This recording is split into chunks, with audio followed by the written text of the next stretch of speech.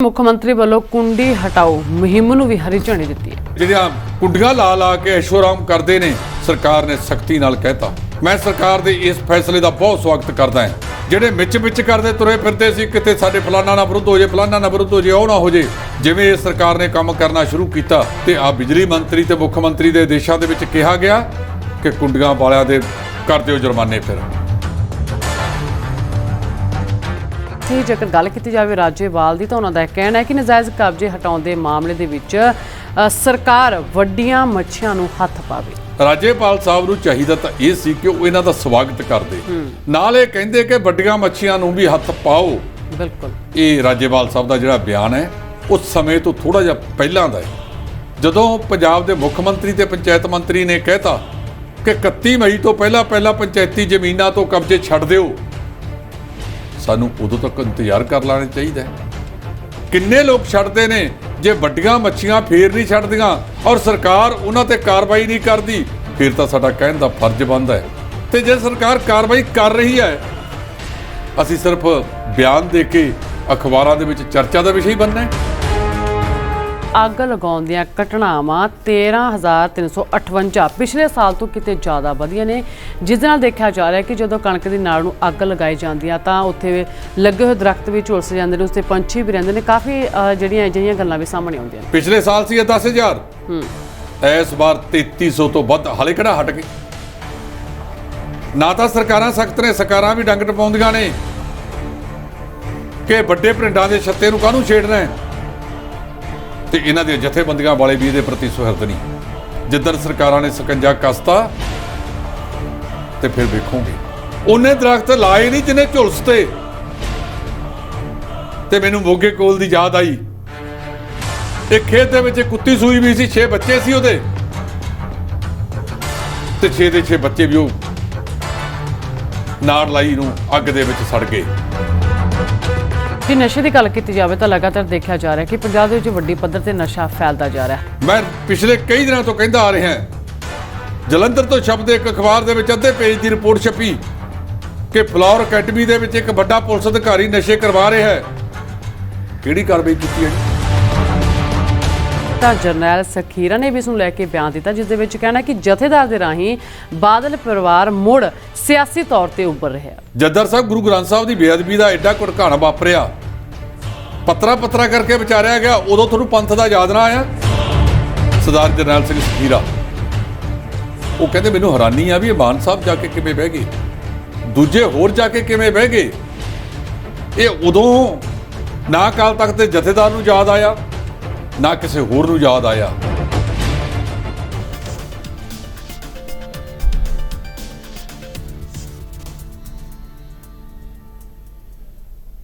ਸਤਿ ਸ਼੍ਰੀ ਅਕਾਲ, ਮੈਂ ਰੀਨਾ ਤਿਮਾਨ, ਤੁਸੀਂ ਦੇਖ ਰਹੇ ਹੋ D5 ਚੈਨਲ ਪੰਜਾਬੀ ਤੇ ਪ੍ਰੋਗਰਾਮ ਲੈ ਕੇ ਹਾਜ਼ਰ ਹਾਂ ਇੱਕ ਮੇਰੀ ਵੀ ਸੁਣੋ। ਇਸ ਪ੍ਰੋਗਰਾਮ ਦੇ ਵਿੱਚ ਅਸੀਂ ਵੱਖ-ਵੱਖ ਵਿਸ਼ਿਆਂ ਨੂੰ ਲੈ ਕੇ ਚਰਚਾ ਕਰਾਂਗੇ ਤੇ ਅੱਜ ਦੇ ਵਿਸ਼ੇ ਕਾਫੀ ਖਾਸ ਰਹਿਣ ਵਾਲੇ ਨੇ, ਜਿਸ ਤੇ ਗੱਲਬਾਤ ਕਰਾਂਗੇ ਮਹਿੰਗਾਈ ਦੇ ਮੁੱਦੇ ਨੂੰ ਲੈ ਕੇ। ਲਗਾਤਾਰ ਮਹਿੰਗਾਈ ਵਧਦੀ ਜਾ ਰਹੀ ਹੈ ਤੇ ਜੇਕਰ ਰਿਕਾਰਡ ਦੀ ਗੱਲ ਕੀਤੀ ਜਾਵੇ ਤਾਂ ਇਸ ਵਾਰ ਮਹਿੰਗਾਈ ਨੇ ਬਹੁਤ ਵੱਡੇ ਰਿਕਾਰਡ ਤੋੜੇ ਨੇ। ਇਸ ਤੇ ਚਰਚਾ ਕਰਾਂਗੇ ਤੇ ਨਾਲ ਹੀ ਗੱਲਬਾਤ ਕਰਾਂਗੇ ਨਸ਼ੇ ਦੇ ਮੁੱਦੇ ਨੂੰ ਲੈ ਕੇ ਕਿ ਨਸ਼ੇ ਦੇ ਮੁੱਦੇ ਨੂੰ ਲੈ ਕੇ ਸੀਐਮ ਭਗਵੰਤ ਮਾਨ ਵੀ ਲਗਾਤਾਰ ਐਕਸ਼ਨ ਮੋਡ ਦੇ ਵਿੱਚ ਨਜ਼ਰ ਆ ਰਹੇ ਨੇ, ਜਿਨ੍ਹਾਂ ਦਾ ਕਹਿਣਾ ਹੈ ਕਿ ਪੁਲਿਸ ਅਧਿਕਾਰੀ ਵੀ ਸਿੱਧੇ ਤੌਰ ਤੇ ਜ਼ਿੰਮੇਵਾਰ ਨੇ। ਇਸ ਤੇ ਚਰਚਾ ਕਰਾਂਗੇ ਤੇ ਨਾਲ ਹੀ ਗੱਲਬਾਤ ਕਰਾਂਗੇ ਜਰਨੈਲ ਸਖੀਰਾ ਦੇ ਬਿਆਨ ਨੂੰ ਲੈ ਕੇ, ਜਿਨ੍ਹਾਂ ਦਾ ਕਹਿਣਾ ਹੈ ਕਿ ਜਥੇਦਾਰ ਰਾਹੀਂ ਬਾਦਲ ਪਰਿਵਾਰ ਮੁੜ ਸਿਆਸੀ ਤੌਰ ਤੇ ਉੱਭਰ ਰਿਹਾ। ਇਸ ਤੋਂ ਇਲਾਵਾ ਹੋਰ ਵੀ ਕਈ ਅਹਿਮ ਮੁੱਦੇ ਨੇ ਜਿਨ੍ਹਾਂ ਤੇ ਚਰਚਾ ਕਰਾਂਗੇ। ਇਹਨਾਂ ਸਾਰੇ ਮੁੱਦਿਆਂ ਤੇ ਗੱਲਬਾਤ ਕਰਨੇ ਸਾਡੇ ਸਟੂਡੀਓ 'ਚ ਮੌਜੂਦ ਨੇ ਸੀਨੀਅਰ ਐਡੀਟਰ ਜਸਪਾਲ ਸਿੰਘ ਢਿੱਲੋਂ ਜੀ। ਸਭ ਤੋਂ ਪਹਿਲਾਂ ਅਸੀਂ ਇਹਨਾਂ ਦਾ ਸਵਾਗਤ ਕਰਦੇ ਹਾਂ। ਢਿੱਲੋਂ ਜੀ, ਤੁਹਾਡਾ ਬਹੁਤ-ਬਹੁਤ ਸਵਾਗਤ ਹੈ ਜੀ। ਸ਼ੁਕਰੀਆ, ਬਹੁਤ ਮਿਹਰਬਾਨੀ ਰੀਨਾ ਜੀ। ਢਿੱਲੋਂ ਜੀ, ਸਭ ਤੋਂ ਪਹਿਲਾਂ ਅਸੀਂ ਚਰਚਾ ਕਰਾਂਗੇ ਮਹਿੰਗਾਈ ਦੇ ਮੁੱਦੇ ਨੂੰ ਲੈ ਕੇ। ਲਗਾਤਾਰ ਮਹਿੰਗਾਈ ਦੇਖਿਆ ਜਾ ਰਿਹਾ ਵੱਧਦੀ ਜਾ ਰਹੀ ਹੈ ਤੇ ਰਿਕਾਰਡ ਦੀ ਗੱਲ ਕੀਤੀ ਜਾਵੇ ਤਾਂ ਇਸ ਵਾਰ ਵੱਡੇ ਰਿਕਾਰਡ ਮਹਿੰਗਾਈ ਨੇ ਜ਼ਰੂਰ ਤੋੜੇ ਨੇ। ਦੇਖੋ, ਮਹਿੰਗਾਈ ਲਗਾਤਾਰ ਵੱਧਦੀ ਜਾ ਰਹੀ ਹੈ ਤੇ ਮਹਿੰਗਾਈ ਨੂੰ ਰੋਕਣ ਵਾਸਤੇ ਕੇਂਦਰ ਸਰਕਾਰ ਜਾਂ ਰਾਜ ਸਰਕਾਰਾਂ ਕੋਈ ਠੋਸ ਯਤਨ ਨਹੀਂ ਕਰ ਰਹੀਆਂ। ਜੇ ਦੇਖਿਆ ਜਾਵੇ ਤਾਂ ਜਿਹੜਾ ਅੱਜ ਅਖਬਾਰਾਂ ਦੇ ਵਿੱਚ ਛਪਿਆ ਹੈ ਜੀ ਕਿ 8 ਸਾਲਾਂ ਦੇ ਵਿੱਚ ਮਹਿੰਗਾਈ ਸਿਖਰਲੇ ਅੰਕ ਤੇ ਜਾ ਪਹੁੰਚੀ ਹੈ ਤੇ ਫਿਰ ਇਹ ਕੇਂਦਰ ਸਰਕਾਰ ਦੇ ਵਿੱਚ ਬਹਿ ਕੇ ਝੰਡੀਆਂ ਲਾ ਕੇ ਠੰਡੇ ਕਮਰਿਆਂ 'ਚ ਬਹਿ ਕੇ 100 ਬੰਦਾ ਨਾਲ ਜੋੜ ਕੇ ਇਹ ਬੈਠੇ ਕਾਹਦੇ ਵਾਸਤੇ ਨੇ? ਸਿਰਫ ਇਹ ਮौज ਮਸਤੀਆਂ ਕਰਨ ਵਾਸਤੇ ਚੁਣੇ ਨੇ। ਜੇ ਭਾਰਤ ਦੀ ਜਨਤਾ ਨੂੰ ਇਹਨਾਂ ਨੇ ਕੋਈ ਰਾਹਤ ਹੀ ਨਹੀਂ ਦੇਣੀ। ਤੁਸੀਂ ਦੇਖੋ, ਤੇਲ ਜਿਹੜਾ 2014 ਦੇ ਵਿੱਚ ਡੀਜ਼ਲ 45 ਰੁਪਏ, ਪੈਟਰੋਲ ਜਿਹੜਾ ਸੀ ਉਹ 60 ਕੁ ਰੁਪਏ ਦੇ ਹਿਸਾਬ ਨਾਲ ਸੀ, ਉਹ ਅੱਜ 100 ਰੁਪਏ ਨੂੰ ਪਾਰ ਕਰ ਚੁੱਕਿਆ ਹੈਗਾ। ਗੈਸ ਦਾ ਸਿਲੰਡਰ ਜਿਹੜਾ 450 ਰੁਪਇਆ ਸੀ, 400 ਤੋਂ 450 ਕੀਤਾ ਗਿਆ 2013 ਚ, ਤੇ ਇਹਨਾਂ ਨੇ ਅੱਡੀਆਂ ਚੱਕ ਕੇ ਧਮੱਚੜ ਪਾਇਆ ਸੀ।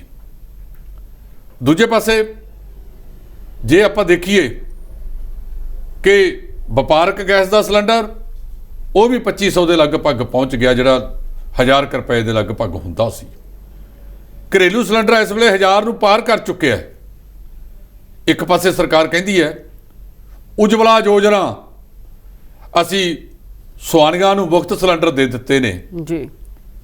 ਅੱਜ ਉਹਨਾਂ ਸਿਲੰਡਰਾਂ ਦੇ ਉੱਤੇ ਫੱਟੇ ਰੱਖ ਕੇ ਉਹ ਸਵਾਨੀਆਂ ਜਾਂ ਕੋਈ ਬੰਦਾ ਰੋਟੀ ਖਾਣ ਦੇ ਕੰਮ ਲੈਂਦਾ ਜਾਂ ਕੋਈ ਹੋਰ ਲੈਂਦਾ, ਉਹਨਾਂ ਦੇ ਵਿੱਚ ਸਮਰੱਥਾ ਤਾਂ ਹੈ ਨਹੀਂ ਕਿ ਉਹ ਸਿਲੰਡਰ ਭਰਾ ਸਕਣ 1000 ਰੁਪਏ ਦਾ। ਇਹ ਮਹਿੰਗਾਈ ਦਾ ਲਗਾਤਾਰ ਵਧਣਾ, ਹੁਣ ਇਹਨਾਂ ਨੇ ਸਿਰਫ ਤੇ ਸਿਰਫ ਯੂਕਰੇਨ ਦੀ ਤੇ ਰੂਸ ਦੀ ਜੰਗ ਦੇ ਵਿੱਚ ਪਾ ਦੇਣਾ ਹੈ। ਇਸ ਤੋਂ ਪਹਿਲਾਂ ਕਿਹੜੇ ਕੱਦੂ 'ਚ ਤੀਰ ਮਾਰੇ ਸੀ ਤੁਸੀਂ? ਇਹਨਾਂ 8 ਸਾਲਾਂ ਦੇ ਵਿੱਚ ਜਿਹੜਾ ਪ੍ਰਧਾਨ ਮੰਤਰੀ ਨਰਿੰਦਰ ਮੋਦੀ ਸਾਹਿਬ ਕਹਿੰਦੇ ਹੁੰਦੇ ਸੀ, मैं किसानां दी आमदन आय को दुगना कर दूंगा, लोगों के खाते में 3-3 लाख रुपया आएगा, विदेश से मैं काला धन वापस लेकर आऊंगा। वो 3-3 लाख जे 5 किसी परिवार के जी ने तो 15 लाख रुपया उन्होंने दे खात्यां च लिया जा सकता है। ये सिर्फ ते सिर्फ जो बाद दे विच कहा गया कि बहुत वो एक चोण जुमला था, ਤੇ ਜੇ ਚੋਣ ਜੁਮਲਿਆਂ ਦੇ ਨਾਲ ਹੀ ਦੇਸ਼ ਨੂੰ ਚਲਾਉਣਾ ਹੈ ਤੇ ਧਰਮਾਂ ਦੇ ਨਾਂ ਤੇ, ਜਾਤਾਂ ਦੇ ਨਾਂ ਤੇ, ਪਾਤਾਂ ਦੇ ਨਾਂ ਤੇ, ਖਿੱਤਿਆਂ ਦੇ ਨਾਂ ਤੇ, ਭਾਸ਼ਾਵਾਂ ਦੇ ਨਾਂ ਤੇ ਤੁਸੀਂ ਲੋਕਾਂ ਨੂੰ ਗੁੰਮਰਾਹ ਕਰਨਾ ਹੈ, ਤਾਂ ਮੈਂ ਸਮਝਦਾ ਕਿ ਇਹ ਸਾਰਾ ਜਿਹੜਾ ਕੁਝ ਹੈ ਬਹੁਤ ਗਲਤ ਹੈਗਾ। ਅਜਿਹਾ ਕੁਝ ਨਹੀਂ ਹੋਣਾ ਚਾਹੀਦਾ। ਸੋ ਮੈਂ ਜੋ ਮਹਿਸੂਸ ਕਰਦਾ, ਮਹਿੰਗਾਈ ਦੇ ਮਾਮਲੇ ਵਿੱਚ ਕੇਂਦਰ ਤੇ ਰਾਜ ਦੀਆਂ ਸਰਕਾਰਾਂ ਰਲ ਕੇ ਆਪਣੇ ਜਿਹੜੇ ਇਹਨਾਂ ਨੇ ਬਾਰ-ਬਾਰ ਟੈਕਸ ਲਾਏ ਹੋਏ ਨੇ, ਉਹਨਾਂ ਨੂੰ ਟੈਕਸ ਬਚਾਉਣ ਦੀ ਥਾਂ ਤੇ ਲੋਕਾਂ ਨੂੰ ਕੁਝ ਰਾਹਤ ਦਿੱਤੀ ਜਾਵੇ। ਲੋਕਾਂ ਦਾ ਸਾਹ ਘੁੱਟ ਗਿਆ, ਜਿਹੜੇ ਲੋਕਾਂ ਨੇ ਘਰ ਪਾਉਣਾ, ਗਰੀਬਾਂ ਨੇ ਘਰ ਪਾਉਣਾ ਹੈ। ਅੱਜ ਹੀ ਖਬਰ ਛਪੀ ਹੈ ਕਿ 3 ਗੁਣਾ 30% ਜਿਹੜਾ ਹੈਗਾ ਉਹ ਮਕਾਨ ਬਣਾਉਣਾ ਮਹਿੰਗਾ ਹੋ ਗਿਆ। ਪਹਿਲਾਂ ਦੇ ਮੁਕਾਬਲੇ ਇਹਨਾਂ ਨੂੰ ਇਸ ਕਰਕੇ ਲਿਆਂਦਾ ਸੀ ਕਿ ਲੋਕਾਂ ਦਾ ਗਲ ਘੁੱਟਣ, ਲੋਕਾਂ ਨੂੰ ਮਹਿੰਗਾਈ ਦੇ ਉੱਤੇ ਲੈ ਕੇ ਜਾਣ। ਇਹ ਬਹੁਤ ਮੰਦਭਾਗਾ ਹੈ ਔਰ ਸਰਕਾਰਾਂ ਤੇ ਲੋਕ ਵੀ ਇਸ ਮਾਮਲੇ ਦੇ ਵਿੱਚ ਨਹੀਂ ਖੜੇ ਹੁੰਦੇ। ਲੋਕ ਇੱਕ ਜਿਹੜਾ ਮਹਿੰਗਾਈ ਦੀ ਮਾਰ ਹੈ ਉਹ ਆਪਦੇ ਪਿੰਡੇ ਤੇ ਜਿਉਂਦੀ ਤੋਂ ਹੰਢਾ ਰਹੇ ਨੇ। ਜੀ ਢਿੱਲੋਂ ਜੀ, ਨਜਾਇਜ਼ ਕਬਜ਼ਿਆਂ ਦੀ ਗੱਲ ਕੀਤੀ ਜਾਵੇ ਤਾਂ ਲਗਾਤਾਰ ਦੇਖਿਆ ਜਾ ਰਿਹਾ ਕਿ ਪੰਚਾਇਤ ਮੰਤਰੀ ਦੇ ਵੱਲੋਂ ਵੀ ਨਜਾਇਜ਼ ਕਬਜ਼ੇ ਛੁਡਵਾਏ ਜਾ ਰਹੇ ਨੇ। ਉੱਥੇ ਹੀ ਜੇਕਰ ਗੱਲ ਕੀਤੀ ਜਾਵੇ ਰਾਜੇਵਾਲ ਦੀ, ਤਾਂ ਉਹਨਾਂ ਦਾ ਕਹਿਣਾ ਹੈ ਕਿ ਨਜਾਇਜ਼ ਕਬਜ਼ੇ ਹਟਾਉਣ ਦੇ ਮਾਮਲੇ ਦੇ ਵਿੱਚ ਸਰਕਾਰ ਵੱਡੀਆਂ ਮੱਛੀਆਂ ਨੂੰ ਹੱਥ ਪਾਵੇ। ਦੇਖੋ, ਕਿਸੇ ਮੰਤਰੀ ਨੇ ਇਸ ਦੇ ਵਿੱਚ ਹੱਥ ਤਾਂ ਪਾਇਆ ਨਾ। ਜੀ ਬਿਲਕੁਲ। ਉਸ ਮੰਤਰੀ ਨੇ 1008 ਏਕੜ ਜ਼ਮੀਨ ਹੈ ਜਿਹੜੀ ਪੰਚਾਇਤ ਦੀ, ਉਹ ਵਾਪਸ ਲੈ ਲਈ ਹੈ। ਜੇ ਇਹ ਸਾਡੇ ਇੱਕ ਫਿਤਰਤ ਹੈ, ਤੁਸੀਂ ਮੰਨ ਲਓ ਕਿਸੇ ਦੀ ਮੰਗ ਹੈ ਕਿ ਇਹਨਾਂ ਦੇ ਭੱਤੇ ਦੇ ਵਿੱਚ 50 ਰੁਪਏ ਵਾਧਾ ਕਰ ਦਿਓ, ਤੁਸੀਂ ਅੱਜ ਵਾਧਾ ਕਰ ਦਿਓ 50 ਰੁਪਈਆਂ ਦਾ, 15 ਦਿਨਾਂ ਬਾਅਦ ਫੇਰ ਆ ਜਾਏਗਾ। ਇਹ ਤਾਂ ਕੋਝਾ ਮਜ਼ਾਕ ਹੈ ਜੀ ਸਾਡੇ ਨਾਲ। ਜੇ ਸਰਕਾਰ ਕੇਂਦਰ ਦੇ ਵਿੱਚ ਭਾਈਵਾਲ ਦੀ ਹੋਵੇ, ਉਹ ਰੁਪਈਆ ਭਾਅ ਵਧਾ ਦੇ ਕਿਸੇ ਜਿਨਸ ਦਾ, ਬੱਲੇ ਬੱਲੇ ਕਰ ਦਿੰਦੇ ਨੇ, ਤੇ ਜੇ ਦੂਜੀ ਪਾਰਟੀ ਹੋਵੇ, ਇਹ ਤਾਂ ਕੋਝਾ ਮਜ਼ਾਕ ਹੈ। ਇਹ ਤਾਂ ਕਾਕਾ ਬਹੁਤ ਕੋਝਾ ਮਜ਼ਾਕ ਹੈ। ਡਾਕਟਰ ਮਨਮੋਹਨ ਸਿੰਘ ਨੇ ਇੱਕ ਫਸਲ ਦੇ ਵਿੱਚ 100 ਰੁਪਇਆ ਭਾਅ ਵਧਾਇਆ, ਇਹ ਤਾਂ ਕੋਝਾ ਮਜ਼ਾਕ ਹੈ। ਬਾਅਦ ਦੇ ਵਿੱਚ ਮੋਦੀ ਸਾਹਿਬ ਨੇ ਉਸੇ ਤੇ ਆ ਕੇ 40 ਰੁਪਏ ਵਧਾਤਾ, ਇਹ ਤਾਂ ਬੱਲੇ ਬੱਲੇ ਕਰਾਤੀ। ਮੋਦੀ ਸਾਹਿਬ ਨੇ ਕਿਸਾਨਾਂ ਨੂੰ ਬਹੁਤ ਵੱਡੀ ਰਾਹਤ ਦਿੱਤੀ। ਇਹ ਸਾਡੀਆਂ ਸਿਆਸੀ ਪਾਰਟੀਆਂ ਦੀ ਫਿਤਰਤ ਹੈ ਕਿ ਜਿਹਦੇ ਨਾਲ ਭਾਈਵਾਲੀ ਹੋਵੇ ਉਹਦੇ ਖਿਲਾਫ ਨਹੀਂ ਬੋਲ ਸਕਦੀਆਂ। ਸੋ ਜਿਹੜਾ ਸ਼ੁਰੂਆਤ ਕੀਤੀ ਹੈ ਜੀ, ਰਾਜੇਪਾਲ ਸਾਹਿਬ ਨੂੰ ਚਾਹੀਦਾ ਤਾਂ ਇਹ ਸੀ ਕਿ ਉਹ ਇਹਨਾਂ ਦਾ ਸਵਾਗਤ ਕਰਦੇ, ਨਾਲ ਇਹ ਕਹਿੰਦੇ ਕਿ ਵੱਡੀਆਂ ਮੱਛੀਆਂ ਨੂੰ ਵੀ ਹੱਥ ਪਾਓ। ਬਿਲਕੁਲ। ਇਹ ਰਾਜੇਪਾਲ ਸਾਹਿਬ ਦਾ ਜਿਹੜਾ ਬਿਆਨ ਹੈ ਉਸ ਸਮੇਂ ਤੋਂ ਥੋੜਾ ਜਿਹਾ ਪਹਿਲਾਂ ਦਾ ਹੈ, ਜਦੋਂ ਪੰਜਾਬ ਦੇ ਮੁੱਖ ਮੰਤਰੀ ਤੇ ਪੰਚਾਇਤ ਮੰਤਰੀ ਨੇ ਕਹਿਤਾ ਕਿ 31 ਮਈ ਤੋਂ ਪਹਿਲਾਂ ਪੰਚਾਇਤੀ ਜ਼ਮੀਨਾਂ ਤੋਂ ਕਬਜ਼ੇ ਛੱਡ ਦਿਓ। ਸਾਨੂੰ ਉਦੋਂ ਤੱਕ ਇੰਤਜ਼ਾਰ ਕਰ ਲੈਣਾ ਚਾਹੀਦਾ। ਕਿੰਨੇ ਲੋਕ ਛੱਡਦੇ ਨੇ? ਜੇ ਵੱਡੀਆਂ ਮੱਛੀਆਂ ਫੇਰ ਨਹੀਂ ਛੱਡਦੀਆਂ ਔਰ ਸਰਕਾਰ ਉਹਨਾਂ ਤੇ ਕਾਰਵਾਈ ਨਹੀਂ ਕਰਦੀ, ਫਿਰ ਤਾਂ ਸਾਡਾ ਕਹਿਣ ਦਾ ਫਰਜ਼ ਬਣਦਾ ਹੈ। ਤੇ ਜੇ ਸਰਕਾਰ ਕਾਰਵਾਈ ਕਰ ਰਹੀ ਹੈ ਅਸੀਂ ਸਿਰਫ ਬਿਆਨ ਦੇ ਕੇ ਅਖਬਾਰਾਂ ਦੇ ਵਿੱਚ ਚਰਚਾ ਦਾ ਵਿਸ਼ਾ ਹੀ ਬਣਨਾ ਹੈ? ਜੀ ਇਸ ਦੇ ਨਾਲ ਹੀ ਘੱਟ ਗਿਣਤੀ ਕਮਿਸ਼ਨ ਦਾ ਕਹਿਣਾ ਹੈ ਕਿ ਸਿੱਖਾਂ ਨੂੰ ਘੱਟ ਗਿਣਤੀਆਂ ਚੋਂ ਕੱਢਣ ਦਾ ਕੋਈ ਪ੍ਰਸਤਾਵ ਨਹੀਂ ਹੈ। ਅਸਲ ਦੇ ਵਿੱਚ ਨਾ ਜਿਹੜਾ ਸਿੱਖਾਂ ਦੀ ਸਿਰਮੌਰ ਸੰਸਥਾ ਸ੍ਰੀ ਅਕਾਲ ਤਖਤ ਸਾਹਿਬ, ਉਹ ਪੂਰੀ ਦੁਨੀਆ ਨੂੰ ਪਤਾ ਹੈ ਕਿ ਇੱਕ ਰਾਜਸੀ ਪਾਰਟੀ ਦੇ ਜਕੜ 'ਚ ਆਈ ਵੀ ਹੈ, ਤੇ ਉਹ ਰਾਜਸੀ ਪਾਰਟੀ ਜਿਨ੍ਹਾਂ ਨੂੰ 3 ਸੀਟਾਂ ਆਈਆਂ ਨੇ, ਤੇ ਉਹਨਾਂ ਦਾ ਸਰਪ੍ਰਸਤ 95 ਸਾਲ ਦਾ ਬਜ਼ੁਰਗ ਕਹਿੰਦਾ ਹੈ, ਇਹ ਕਾਕਾ ਜਿੱਤ ਹਾਰ ਤਾਂ ਬਣੀ ਆਈ ਹੈ, ਤੇ 3 ਸੀਟਾਂ ਨੂੰ ਵੀ ਹਾਰ ਸਮਝਦੇ ਨੇ। ਲੋਕਾਂ ਦੇ ਵਿੱਚ ਇੱਕ ਚਰਚਾ ਹੈ ਕਿ ਜਦੋਂ ਇਹ ਸੱਤਾ ਤੋਂ ਬਾਹਰ ਹੋ ਜਾਣ, ਪੰਥ ਖਤਰੇ 'ਚ ਹੋ ਜਾਂਦਾ ਹੈ। ਚਾਰੇ ਪਾਸਿਓਂ ਪੰਥ ਨੂੰ ਖਤਰਾ ਦਿਸਣ ਲੱਗ ਜਾਂਦਾ ਹੈ। ਜੇ ਸੱਤਾ 'ਚ ਹੋਣ, ਕੇਂਦਰ ਵਾਲਿਆਂ ਨਾਲ ਭਾਈਵਾਲੀ ਹੋਵੇ, ਫਿਰ ਪੰਥ ਵੱਲ ਅੱਖਾਂ ਮੀਚ ਲੈਂਦੇ ਨੇ। ਹੁਣ ਵੀ ਇਹ ਪੰਥ ਤੇ ਖਤਰਾ ਮਹਿਸੂਸ ਹੋ ਰਿਹਾ ਇਹਨਾਂ ਨੂੰ, ਥੋੜਾ ਜਿਹਾ ਬਹੁਤ ਖਤਰਾ ਹੋ ਗਿਆ ਪੰਥ ਨੂੰ। ਇਹ ਨਹੀਂ ਹੋਣਾ ਚਾਹੀਦਾ। ਤੇ ਜਿਹੜਾ ਕਹਿ ਰਹੇ ਨੇ ਕਿ ਘੱਟ ਗਿਣਤੀ ਦੇ ਵਿੱਚੋਂ ਸਿੱਖਾਂ ਨੂੰ ਬਾਹਰ ਕੱਢਿਆ ਜਾ ਰਿਹਾ ਹੈ, ਉਹ ਕੌਮੀ ਘੱਟ ਗਿਣਤੀ ਕਮਿਸ਼ਨ ਦੇ ਚੇਅਰਮੈਨ ਸਾਹਿਬ ਨੇ ਅੱਜ ਆਪਣਾ ਬਿਆਨ ਦਿੱਤਾ ਕਿ ਇਸ ਤਰ੍ਹਾਂ ਦੀ ਕੋਈ ਗੱਲਬਾਤ ਨਹੀਂ, ਨਾ ਸੀ ਨਾ ਹੋਵੇਗੀ। ਸਿੱਖ ਘੱਟ ਗਿਣਤੀਆਂ 'ਚ ਨੇ, ਘੱਟ ਗਿਣਤੀਆਂ 'ਚ ਰਹਿਣਗੇ, ਪਰ ਜਥੇਦਾਰ ਸਾਹਿਬ ਨੂੰ ਫਿਕਰ ਕਿਉਂ ਪੈ ਗਿਆ ਘੱਟ ਗਿਣਤੀਆਂ ਤੋਂ ਬਾਹਰ ਜਾਣ ਦਾ? ਤੇ ਲੋਕ ਜਾਣਦੇ ਨੇ ਕਿ ਜਿਹੜੀ ਸਿਆਸੀ ਪਾਰਟੀ ਨੂੰ ਲੋਕਾਂ ਨੇ ਦੁਰਕਾਰਤਾ ਜੀ, ਉਹ ਜਥੇਦਾਰ ਸਾਹਿਬ ਦੇ ਮੋਢੇ ਤੇ ਰੱਖ ਕੇ ਆਪਣੀ ਸਿਆਸੀ ਜ਼ਮੀਨ ਤਲਾਸ਼ਣ ਨੂੰ ਫਿਰਦੀ ਹੈ। ਜੀ ਕਿਉਂਕਿ ਢਿੱਲੋਂ ਜੀ, ਜਿਵੇਂ 2022 ਦੀਆਂ ਵਿਧਾਨ ਸਭਾ ਦੀ ਚੋਣਾਂ ਦੀ ਗੱਲ ਕੀਤੀ ਜਾਵੇ ਤਾਂ ਪਾਰਟੀ ਦੇ ਹਰ ਵੱਲੋਂ ਦਾਅਵਾ ਠੋਕਿਆ ਜਾ ਰਿਹਾ ਸੀ ਕਿ ਬਹੁਮਤ ਦੀ ਸਰਕਾਰ ਉਹਨਾਂ ਦੀ ਆਵੇਗੀ, ਚਾਹੇ ਉਹ ਸ਼੍ਰੋਮਣੀ ਅਕਾਲੀ ਦਲ ਪਾਰਟੀ ਹੀ ਕਿਉਂ ਨਾ ਹੋਵੇ। ਉਹਨਾਂ ਦੇ ਵੱਲੋਂ ਵੀ ਇਹੀ ਗੱਲ ਕਹੀ ਜਾ ਰਹੀ ਸੀ, ਪਰ ਦੇਖਿਆ ਗਿਆ ਕਿ ਜੋ ਹਾਲ ਸ਼੍ਰੋਮਣੀ ਅਕਾਲੀ ਦਲ ਦਾ ਹੋਇਆ, ਉਹਨਾਂ ਨੇ ਕਦੇ ਸੋਚਿਆ ਵੀ ਨਹੀਂ ਹੋਣਾ। ਕਿਉਂਕਿ ਇਸ ਨੂੰ ਲੈ ਕੇ ਦੇਖਿਆ ਜਾ ਰਿਹਾ ਕਿ ਹੁਣ ਬਿਆਨਬਾਜ਼ੀ ਦੀ ਗੱਲ ਕੀਤੀ ਜਾਵੇ ਤਾਂ ਜਰਨੈਲ ਸਖੀਰਾ ਨੇ ਵੀ ਇਸ ਨੂੰ ਲੈ ਕੇ ਬਿਆਨ ਦਿੱਤਾ, ਜਿਸ ਦੇ ਵਿੱਚ ਕਹਿਣਾ ਕਿ ਜਥੇਦਾਰ ਦੇ ਰਾਹੀਂ ਬਾਦਲ ਪਰਿਵਾਰ ਮੁੜ ਸਿਆਸੀ ਤੌਰ ਤੇ ਉੱਭਰ ਰਿਹਾ। ਦੇਖੋ, ਜਿਹੜਾ ਇਹੀ ਗੱਲ ਮੈਂ ਕਹਿ ਰਿਹਾ ਕਿ ਆ ਜਿਹੜਾ ਪਿੱਛੇ ਪੰਥਕ ਇਕੱਤਰਤਾ ਕੀਤੀ ਹੈ ਜੀ, ਇਹ ਪੰਥਕ ਇਕੱਤਰਤਾ ਉਦੋਂ ਕਿਉਂ ਨਾ ਹੋਈ ਜਦੋਂ ਗੁਰੂ ਗ੍ਰੰਥ ਸਾਹਿਬ ਦੀ ਬੇਅਦਬੀ ਹੋਈ ਸੀ? ਬਿਲਕੁਲ ਜੀ। ਜਿਹੜੇ ਜਾ ਕੇ ਨਾਲ ਬੈਠੇ ਸਖੀਰਾ ਸਾਹਿਬ ਤੇ ਹੋਰ ਇਹ ਗੱਲਾਂ ਪੁੱਛਦੇ ਆ, ਜੱਦਰ ਸਾਹਿਬ ਗੁਰੂ ਗ੍ਰੰਥ ਸਾਹਿਬ ਦੀ ਬੇਅਦਬੀ ਦਾ ਐਡਾ ਘੁਟਕਾਣਾ ਵਾਪਰਿਆ, ਪੱਤਰਾ ਕਰਕੇ ਵਿਚਾਰਿਆ ਗਿਆ, ਉਦੋਂ ਤੁਹਾਨੂੰ ਪੰਥ ਦਾ ਯਾਦ ਨਾ ਆਇਆ? ਜਿਹੜਾ ਸਖੀਰਾ ਸਾਹਿਬ ਮਾਨ ਸਾਹਿਬ ਦੇ ਬਹੁਤ ਨੇੜਲੇ ਚੋਂ ਨੇ, ਸਰਦਾਰ ਜਰਨੈਲ ਸਿੰਘ ਸਖੀਰਾ, ਉਹ ਕਹਿੰਦੇ ਮੈਨੂੰ ਹੈਰਾਨੀ ਆ ਵੀ ਇਹ ਮਾਨ ਸਾਹਿਬ ਜਾ ਕੇ ਕਿਵੇਂ ਬਹਿ ਗਏ, ਦੂਜੇ ਹੋਰ ਜਾ ਕੇ ਕਿਵੇਂ ਬਹਿ ਗਏ। ਇਹ ਉਦੋਂ ਨਾ ਅਕਾਲ ਤਖਤ ਦੇ ਜਥੇਦਾਰ ਨੂੰ ਯਾਦ ਆਇਆ, ਨਾ ਕਿਸੇ ਹੋਰ ਨੂੰ ਯਾਦ ਆਇਆ ਕਿ ਪੰਥ ਤੇ ਉਦੋਂ ਭੀੜ ਪਈ ਸੀ, ਗੁਰੂ ਗ੍ਰੰਥ ਸਾਹਿਬ ਦੀਆਂ ਬੇਅਦਬੀਆਂ ਹੋਣ ਤੇ ਉਹਨਾਂ ਨੂੰ ਇਹ ਬਿਲਕੁਲ ਲਾਈਟ ਮੂਡ 'ਚ ਲੈ ਲੈਣ। ਜਿਹੜਾ ਜਸਟਿਸ ਜੋਰਾ ਸਿੰਘ ਕਮਿਸ਼ਨ ਬਣਾਇਆ, ਆਪਦੇ ਬਣਾਏ ਕਮਿਸ਼ਨ ਦੀ ਕਿਸੇ ਚੱਜ ਦੇ ਅਧਿਕਾਰੀ ਨੇ ਰਿਪੋਰਟੇ ਨਹੀਂ ਫੜੀ, ਉਹ ਬਾਅਦ ਦੇ ਵਿੱਚ ਉੱਥੇ ਇੱਕ ਸੁਪਰਡੈਂਟ ਪੱਧਰ ਦੇ ਅਧਿਕਾਰੀ ਨੂੰ ਪਕੜਾ ਕੇ ਤੁਰਦਾ ਬਣਿਆ। ਸਥਿਤੀ ਤਾਂ ਇਹਨਾਂ ਦੀ ਇਹ। ਅੱਜ ਇਹ ਜਿਹੜੇ ਸਾਰੇ ਇਕੱਤਰ ਹੋਏ ਨੇ, ਇੱਕ ਕੱਲ ਅਖਬਾਰ ਸਪੋਕਸਮੈਨ ਉਹਨੇ ਲਿਖਿਆ, ਪੰਥਕ ਇਕੱਤਰਤਾ ਦੇ ਵਿੱਚ ਇਕੱਠੇ ਹੋਏ ਸਾਰੇ ਹਾਰੇ ਹੋਏ ਅਕਾਲੀ ਦਲ। ਕਦੇ ਸਿਰ ਜੋੜ ਕੇ ਇਹ ਨਹੀਂ ਵੀ ਦੇਖਿਆ ਇਹ 17 ਦੇ ਵਿੱਚ ਤੁਹਾਡੀ ਸਥਿਤੀ ਬਣੀ ਸੀ, ਹੁਣ ਤੱਕ ਤੁਸੀਂ ਹਾਰ ਦੇ ਕਾਰਨਾਂ ਦੇ ਉੱਤੇ ਅਸਲੀਅਤ ਤਸਵੀਰ ਕਿਉਂ ਨਾ ਦੇਖੀ? ਇਹ ਲੋਕ ਪੁੱਛਦੇ ਨੇ। ਬਹੁਤ ਸਾਰੀਆਂ ਉਹ ਸ਼ਖਸੀਅਤਾਂ ਜਿਹੜੀਆਂ ਇਹ ਗੱਲ ਕਹਿੰਦੀਆਂ ਨੇ ਕਿ ਇਹ ਬਾਦਲ ਪਰਿਵਾਰ ਹਰ ਵੇਲੇ ਜਦੋਂ ਇਹਨਾਂ ਨੂੰ ਕੁਰਸੀ ਖੁੱਸ ਜਾਵੇ ਫਿਰ ਇਹਨਾਂ ਨੂੰ ਪੰਥ ਯਾਦ ਆਉਂਦਾ, ਅਕਾਲ ਤਖਤ ਯਾਦ ਆਉਂਦਾ ਹੈ। ਇਹ ਜਿਹੜੀ ਇਕੱਤਰਤਾ ਹੋਈ ਹੈ ਬੰਦੀ ਸਿੰਘਾਂ ਦੀ ਰਿਹਾਈ ਲਈ ਹੋਈ ਹੈ, ਸਤ ਵਚਨ। ਜੇ ਇਸ ਇਸ਼ੂ ਦੇ ਉੱਤੇ ਸਾਰੇ ਇਕੱਠੇ ਰਹਿ ਜਾਣ ਚੰਗੀ ਗੱਲ ਹੈ, ਪਰ ਜਦੋਂ ਕੇਂਦਰ ਸਰਕਾਰ ਨਾਲ ਭਾਈਵਾਲ ਸੀ, ਤੁਹਾਡੀ ਹਾਜ਼ਰੀ ਦੇ ਵਿੱਚ ਮੋਦੀ ਸਾਹਿਬ ਸੁਲਤਾਨਪੁਰ ਲੋਧੀ ਦੇ ਵਿੱਚ ਨਵੰਬਰ 2019 ਦੇ ਵਿੱਚ ਐਲਾਨ ਕਰਕੇ ਗਏ ਸੀ, ਉਦੋਂ ਬਾਅਦ ਤੁਸੀਂ ਕੀਤਾ ਕਿਉਂ ਨਾ? ਕੇਂਦਰ ਦੇ ਵਿੱਚ ਭਾਈਵਾਲ ਦੇ ਤੌਰ ਤੇ ਬੈਠੇ ਹੋਵੋ, 10 ਮਹੀਨੇ ਤੁਸੀਂ ਇਕੱਠੇ ਹੋਵੋ, ਉਦੋਂ ਤੁਹਾਨੂੰ ਇਹ ਬੰਦੀ ਸਿੱਖਾਂ ਬਾਰੇ ਕਿਉਂ ਫਿਕਰ ਨਾ ਪਿਆ?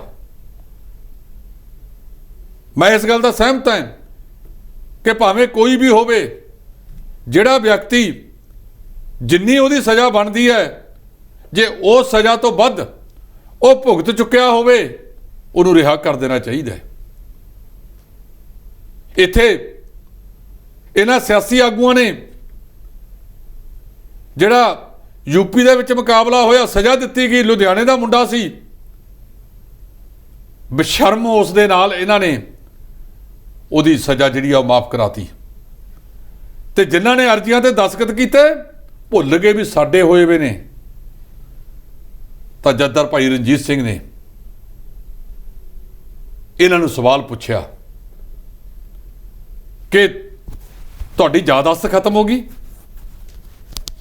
दस्तखत तुसीं कीते, रिहा भावें किसी दूजे दे वेले होण, असीं उहनूं भी मनफी नहीं करते, उहदी भूमिका भी हो सकती है, पर उन्हां अदालतां दे विच जाके उन्हां परिवारां ने जिन्हां ने 20-20 साल केस लड़िया ते तुहाडीआं करतूतां कारण तुसीं उन्हां नूं रिहा करवा दित्ता। ये थोड़ा दूरा मापदंड नहीं, तो होर की है। इसे करके दूरे संविधान के मामले दे विच बेशर्मी दे नाल तुसीं जिहड़ा हैगा सज़ा केस भुगत रहे हो। जिहड़ा सरदार बलवंत सिंह खेड़ा ने हसियारपुर की अदालत दे विच पाया होया, उहदे विच सरदार सुखबीर सिंह बादल, सरदार प्रकाश सिंह बादल ते दलजीत सिंह चीमा, ये तीनों जमानतां दे उत्ते चल रहे ने।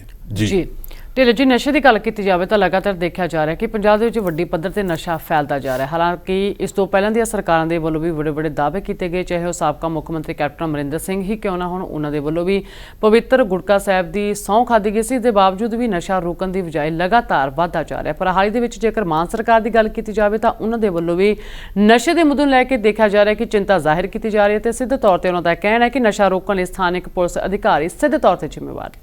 ये उन्होंने कल मीटिंग की है, उस मीटिंग के विच उन्होंने कहा जी कि नशे वास्ते जो स्थानक पुलिस अफसर होणगे वो इहदे विच जिम्मेवार होणगे। इन्हां नूं टाइम मान साहब बहुत देता, जिहड़े पुलिस अफसर जिम्मेवार ने उन्हां दा फिर कार्रवाई भी करो। मैं पिछले कई दिनों तो कहता आ रहा, जलंधर तो शब्द एक अखबार दे विच अद्धे पेज की रिपोर्ट छपी कि फ्लॉर अकैडमी दे विच एक बड़ा पुलिस अधिकारी नशे करवा रहा है। किहड़ी कार्रवाई की है जी? अज हफ्ता बीत गया, गोड़े जो पूरी नहीं की, उहदे खिलाफ कार्रवाई क्यों ना होवे? जे तां मीटिंगां करनियां ने, गोंगलूआं तो मिट्टी झाड़ रही है, फिर तो पहला बादल साहब झाड़ गए, अमरिंदर सिंह झाड़ गया, चन्नी होरां दी सरकार दे विच भी उही कुछ लंघ गया, तो उही कुछ तुहाडी सरकार चों ना, फिर तुहाडा ते उन्हां च फर्क कोई नहीं। तुहानूं दित्ता मौका, मान साहब ने हुण तक स्टेजां ते कहा कि असीं आह कर देंगे, आह कर देंगे, आह कर देंगे, ओह कर देंगे। हुण गे छड्ड के कर दिओ ते लोकां नूं पता लगे, जो मान साहब कहंदे ने ओह करके दिखाउंदे ने। जी जी उत्थे मुख मंत्री वालों कुंडी हटाओ मुहिम नूं भी हरी झंडी दित्ती है। पंजाब बिजली बोर्ड का 1200 करोड़ तो वध सरमाया ये बिजली चोरी दे विच जांदा है। सरकार दे बिजली मंत्री ने हरी झंडी देती कि पंजाब भर दे विचों जिहड़ियां कुंडियां लगियां होईयां ने बिजली दियां, एक पासे लोग हज़ारां रुपइयां दा बिल अदा करन, वो लोग बिल अदा करन दे नाल नाल उन्हां नूं कट्टां दा सामना करना पवे। वो कहंदे असीं पैसे दिन्ने आ, सानूं पैसिਆਂ 'ਚ बिजली नहीं मिलती, ते मुफ्तखोरी दा ते जिहड़ियां कुंडियां ला ला के ऐशोआराम करदे ने, सरकार ने सख्ती नाल कहता। मैं सरकार के इस फैसले का बहुत स्वागत करता है। ਜਿਹੜੇ ਮਿਚ ਮਿਚ ਕਰਦੇ ਤੁਰੇ ਫਿਰਦੇ ਸੀ ਕਿਤੇ ਸਾਡੇ ਫਲਾਨਾ ਨਾ ਵਿਰੁੱਧ ਹੋ ਜੇ, ਫਲਾਨਾ ਨਾ ਵਿਰੁੱਧ ਹੋ ਜੇ, ਉਹ ਨਾ ਹੋ ਜੇ,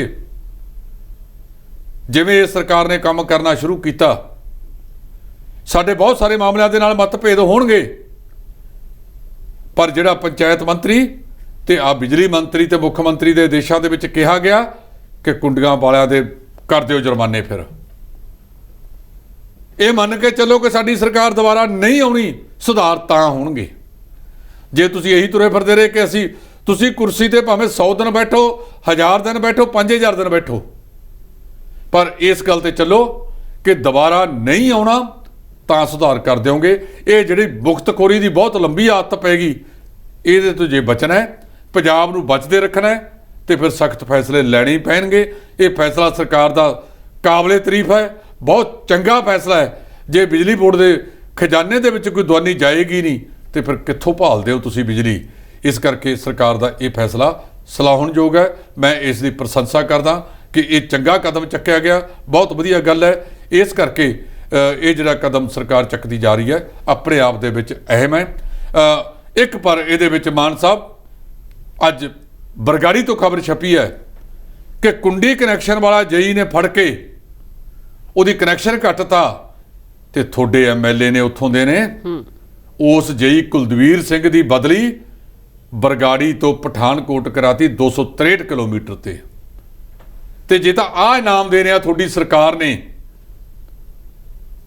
ये जिहड़ियां नूं तुसीं पाठ पढ़ाउने हो ना सद के MLA नूं, इहनूं MLA नूं भी पुछ लो जिहड़े ने ये जेई दी बदली करवाई है कि उन्हें वो कुंडी कल नूं कौन लाऊगा कुंडी। अगला कहता ढट्ठे खूह च पो करियो जो करना है। जे सख्त कदम उठाने ने तो सख्त फैसलों के उत्ते दूजिਆਂ ਦਾ विरोध सहना भी पऊगा। जी ਢਿੱਲੋਂ जी, कणक के नाड़ ਨੂੰ लगातार देखा गया कि ਵੱਡੇ पੱਧਰ ਤੇ ਅੱਗ लगाई गई है। इस तहत गल ये भी सामने आ रही है कि ਅੱਗ लगाउण ਦੀਆਂ ਘਟਨਾਵਾਂ 13,358 पिछले साल तो किते ज़्यादा ਵਧੀਆਂ ने, जिस नाल देखा जा रहा है कि ਜਦੋਂ कणक ਦੀ ਨਾੜ ਨੂੰ ਅੱਗ लगाई जाती है तो उत्थे लगे हुए दरख्त भी झुलस जाते हैं, उसते पंछी भी रहते हैं। काफ़ी ਜਿਹੜੀਆਂ ਅਜਿਹੀਆਂ ਗੱਲਾਂ भी सामने आउंदियां ने। ਇਹ ਜਿਹੜੀ ਅੱਗ ਲਾਈ ਗਈ ਹੈ 13,358 जी, पिछले साल ਸੀ 10,000, इस बार 3,300 तो ਵੱਧ ਹਾਲੇ ਕਿਹੜਾ ਹਟ ਗਏ। ना तो सरकारां सख्त ने, सरकारां भी डंग टपाउंदियां ने कि ਵੱਡੇ ਪਿੰਡਾਂ ਦੇ ਛੱਤੇ ਨੂੰ ਕਾਹਨੂੰ ਛੇੜਨਾ है, ਤੇ ਇਹਨਾਂ ਦੀਆਂ ਜਥੇਬੰਦੀਆਂ ਵਾਲੇ ਵੀ ਇਹਦੇ ਪ੍ਰਤੀ ਸੁਹਿਰਦ ਨਹੀਂ। ਜਿੱਥੇ ਅਸੀਂ ਥੋੜ੍ਹੀਆਂ ਮੰਗਾਂ ਪ੍ਰਤੀ ਡਟ ਕੇ ਵਕਾਲਤ ਕਰਦੇ ਆ ਉੱਥੇ ਥੋੜੇ ਇਸ ਕੰਮ ਦੀ ਵਕਾਲਤ ਨਹੀਂ ਕਰਾਂਗੇ। ਵਾਤਾਵਰਨ ਪ੍ਰੇਮੀ ਸੰਤ ਬਲਬੀਰ ਸਿੰਘ ਸੀਚੇਵਾਲ ਦਾ ਕਹਿਣਾ ਹੈ ਨਾ ਕਿਸਾਨ ਸੁਹਿਰਦ ਹੈ, ਨਾ किसान जथेबंदियां ते ना सरकारां। ये तुसीं उधर सुधरना है जिवें चंडीगढ़ जाने हो, इत्थे कोई बैल्ट नहीं, कोई हैलमट नहीं, 200 150 के उत्ते कारां भजाई जाने हो तो जीरकपुर टप्पण सर सियाने बन जाने हो। जिदन सरकारां ने सकंजा कसता तो फिर वेखोगे उधर किसी ने चुप कराउण नहीं आउणा। निके निके करचे नूं अग लाई जांदे, मैनूं समझ तो बाहर की गल हैगी। बिजली दे तारां साड़तियां, उन्ने दरख्त लाए नहीं जिन्हें झुलसते। ते मैनूं मोगे कोल दी याद आई, एक खेत दे विच कुत्ती सूई भी सी, 6 बच्चे सी उहदे ते 6 ਦੇ 6 बच्चे भी नाड़ लाई नूं अग दे विच सड़ गए। असीं मंनदे हां कि अवारा कुत्तिਆਂ ਦਾ ਵਧਣਾ खतरनाक है, पर ਸਾਂਭਣਾ ਕਿਹਨੇ है? ਉਹਨਾਂ ਦੀ ਗਰੋਥ ਨੂੰ ਰੋਕਣਾ ਕਿਹਨੇ है? ਸਰਕਾਰਾਂ ਲੱਤ ਤੇ ਲੱਤ ਰੱਖ ਕੇ ਸੁੱਤੀਆਂ ਪਈਆਂ ਨੇ ਤੇ ਲੋਕ ਵੀ ਉਸੇ ਬਹਾਅ 'ਚ ਢਲਦੇ ਜਾ ਰਹੇ ਆ ਜੋ ਸ਼ਰੇਆਮ ਗਲਤ ਹੈ।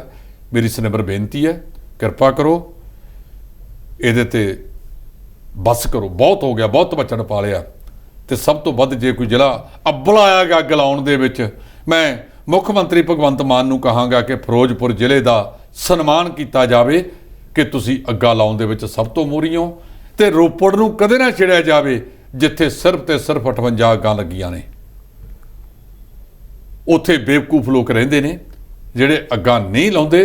ਫਿਰੋਜ਼ਪੁਰ ਨੂੰ ਐਗਤੀ ਸਨਮਾਨ ਦਿਓ ਤਾਂ ਕਿ ਫਿਰੋਜ਼ਪੁਰ ਨੂੰ ਦੇ ਕੇ ਅਗਲੀ ਵਾਰ ਕੋਈ ਹੋਰ ਜ਼ਿਲ੍ਹਾ ਅੱਗ ਲਾਉਣ ਦੇ ਵਿੱਚ ਮੋਹਰੀ ਆਵੇ। जी, कांग्रेस की गल की जाए तो कांग्रेस का 3 रोज़ा चिंतन विशेष कैंप अज तो है उदयपुर ਦੇ ਵਿੱਚ ਰਾਜਸਥਾਨ ਦੇ ਵਿੱਚ ਸ਼ੁਰੂ ਹੋ ਰਿਹਾ ਜੀ, ਜਿਹਦੇ ਵਿੱਚ ਵੱਖ-ਵੱਖ ਰਾਜਾਂ ਦੇ ਵਿੱਚ ਕੀ ਹੁੰਦਾ ਹੈ, ਕਣਕ ਦੀ ਕਾਂਗਰਸ ਦੀ ਸਥਿਤੀ ਕੀ ਰਹੀ ਹੈ, ਕਾਂਗਰਸ ਕਿਉਂ ਹਾਰੀ ਹੈ, ਇਹਨਾਂ ਸਾਰਿਆਂ ਦੇ ਉੱਤੇ ਉਹਨਾਂ ਨੇ ਚਿੰਤਨ ਕਰਨਾ ਹੈ। ਭਾਵ ਆਪ ਦਾ ਦੇਖਣਾ ਕਿ ਕੀ ਕਾਰਨ ਰਹੇ ਨੇ। ਅਜਿਹੇ ਮੌਕੇ ਦੇ ਵਿੱਚ ਆਪਾਂ ਸਮਝ ਸਕਦੇ ਹਾਂ ਕਿ 400 ਤੋਂ ਵੱਧ ਡੈਲੀਗੇਟ ਨੇ ਭਾਗ ਲੈਣਾ ਇਹਦੇ ਵਿੱਚ ਪੂਰੇ ਭਾਰਤ ਦੇ ਵਿੱਚੋਂ। ਇਹ 3 ਦਿਨ ਚੱਲਣਾ ਹੈ, ਇਹਦੇ ਵਿੱਚੋਂ ਨਿਕਲ ਕੇ ਕੀ ਸਾਹਮਣੇ ਆਉਂਦਾ ਦੇਖਾਂਗੇ। ਦੂਜੇ ਪਾਸੇ ਸੁਨੀਲ ਜਾਖੜ ਦੇ ਹਵਾਲੇ ਤੋਂ ਖਬਰ ਆਈ ਹੈ ਕਿ ਉਹ ਚਿੰਤਨ ਇਸ ਜਿਹੜਾ ਕੈਂਪ ਹੈਗਾ ਇਹਦੇ ਵਿੱਚ ਕੋਈ ਕਿਸੇ ਕਿਸਮ ਦੀ ਗੱਲ ਨਹੀਂ ਕਰਨਗੇ।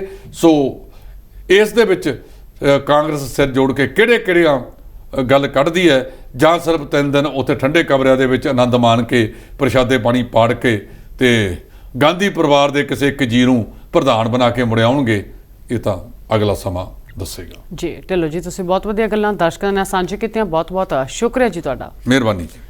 ਇਹ ਸਨ ਜਸਪਾਲ ਸਿੰਘ ਢਿੱਲੋਂ ਜੀ, ਜਿਨੇ ਕਿ ਇਸ ਪੂਰੇ ਮੁੱਦੇ ਤੇ ਆਪਣੇ ਵਿਚਾਰ ਦਰਸ਼ਕਾਂ ਨਾਲ ਸਾਂਝੇ ਕੀਤੇ। ਸੋ ਅੱਜ ਦੇ ਪ੍ਰੋਗਰਾਮ ਦੇ ਵਿੱਚ ਇੰਨਾ ਹੀ। ਮੈਨੂੰ ਦੇ ਇਜਾਜ਼ਤ, ਧੰਨਵਾਦ।